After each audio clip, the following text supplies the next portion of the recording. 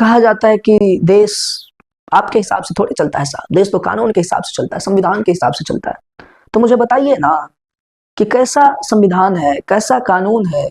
क्या केवल वुमेन को ही दर्द होता है? क्या मेन के लिए कोई कानून नहीं होनी चाहिए? नमस्कार, जय हिंद। मैं हूं कृष्णा और आप देख रहे हैं द कृष्णा मिश्रा शो। दोस्तों, वीडियो को आप स्किप मत कीजिएगा, वीडियो को आप आगे मत भगाइएगा।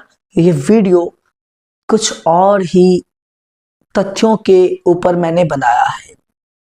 अक्सर आपने मर्डर देखे होंगे, अक्सर आपने सुसाइड देखे होंगे। वीडियो के माध्यम से कई सारे चैनल्स, न्यूज चैनल्स इन सारी चीजों को सामने लाते हैं, लेकिन एक चीज जो सबके सामने आती है वो ये बात कि खोजबीन जारी है। कई ऐसे बड़े मामले होते हैं जिसमें सीबीआई लग जाती है और उसको सॉल्व करते करते वर्षों बीत जाते हैं, लेकिन एक ऐसा केस देश के सामने आया है जिसमें स्पष्ट सारी चीजों को उन्होंने बताया है। जी हां, मैं बात कर रहा हूं अतुल सुभाष की। अतुल सुभाष पेशे से एक इंजीनियर थे बेंगलुरु में, और आर्टिफिशियल इंटेलिजेंस के अंदर उनका काम था और वो डाटा साइंटिस्ट थे। अतुल सुभाष ने एक वीडियो बनाया 90 मिनट का, और उन्होंने उस पूरी बातों को, अपनी पूरी वेदनाओं को उन्होंने उस वीडियो के माध्यम से बताया है। आपने अगर उस पूरे वीडियो को देखे होंगे तो आपको समझ में आया होगा कि हमारे देश की व्यवस्थाएं कैसी है। और उन्होंने जब ये वीडियो बनाया तो उस वीडियो के ऊपर में टाइटल दिया कि this ATM has been closed, this ATM is closed. मतलब ये कि कहीं ना कहीं उनको ये चीजें लगा, कहीं ना कहीं उनको ये चीजें हमेशा से महसूस होता आया कि मुझे एक एटीएम के तौर पर इस्तेमाल किया जा रहा है। तो उन्होंने वीडियो में भी कहा है कि वैल्यू ऑफ सप्लाई को ही बंद कर देते हैं तो चीजें खत्म हो जाएगी। आपने सुना होगा कि जो सुसाइड करते हैं ना, वो बड़े कमजोर किस्म के लोग होते हैं, लेकिन जब आप अतुल सुभाष के केस को देखेंगे और पूरी तरह से उसको सुनने के बाद आपको एक चीज लगेगा कि कई सारे ऐसे भी सुसाइड होते हैं जिसको मर्डर नाम देनी चाहिए, और ये बिल्कुल मर्डर की तरह है कि चारों तरफ से उनको ऐसे घेर दिया गया, ऐसे घेरे में वो फाइट करते रहे, जिसको सुसाइड नहीं मर्डर कहा जाएगा। उन्होंने जो जो फैक्ट्स उसमें बताया है कि उनकी वाइफ ने उनके ऊपर जो जो इल्जाम लगाया, जिन जिन चीजों के लिए उनके ऊपर केस चलता रहा, उनके पूरे परिवार को, एक अच्छा खासा परिवार जो काफी स्पिरिचुअल फैमिली अतुल सुभाष का, उनके ऊपर उन्होंने ऐसे ऐसे इल्जाम लगाए जिसके बाद उनको और कोई रास्ता नहीं दिखा और उन्होंने अटेम्प्ट टू सुसाइड के लिए। तो कहने का मतलब ये हुआ कि क्या इसके लिए जिम्मेदार हमारी लॉ है, हमारा सिस्टम है, या उनकी फैमिली है, या फिर वो खुद है?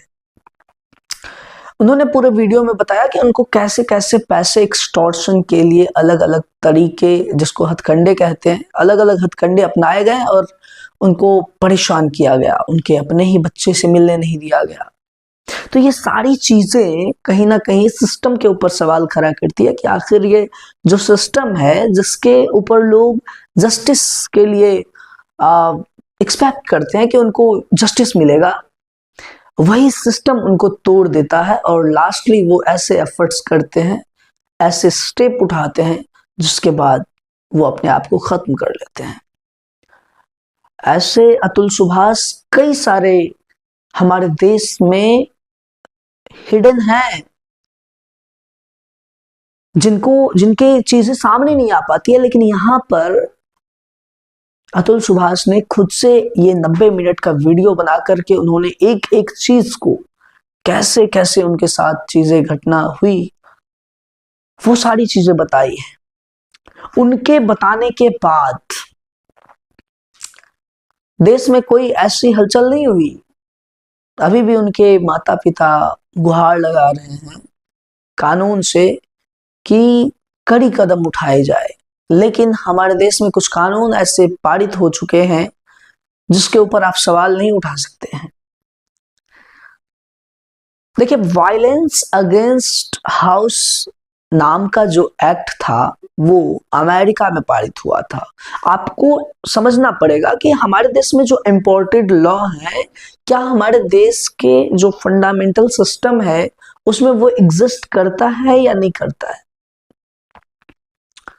वो वहां पे वायलेंस अगेंस्ट हाउस करके जो एक्ट था उसको इंपोर्ट करके इंडिया लाते लाते बन गया वायलेंस अगेंस्ट वुमेन। और इसके बाद एक पक्षीय जो कानून था, इसने अतुल सुभाष की हत्या कर दी।